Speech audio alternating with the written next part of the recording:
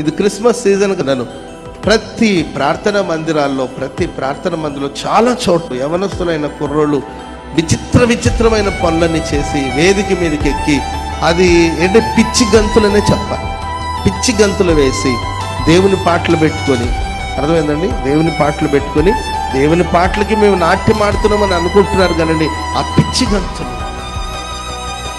ఏమనంటే దావీదు నాట్యం ఆడలేదా అని దావీదు గురించి చెప్తానండి. దావీదు నాట్యం ఆడినప్పుడు ఆయన మందసాన్ని మోసుకుంటూ వస్తున్నప్పుడు అందరూ పాడుతూ వాయిద్యాలు వాయిస్తున్నప్పుడు ఆయన ఆ మందసం ముందు నడుస్తూ ఆయన నాట్యం ఆడాడు. అది వేరు.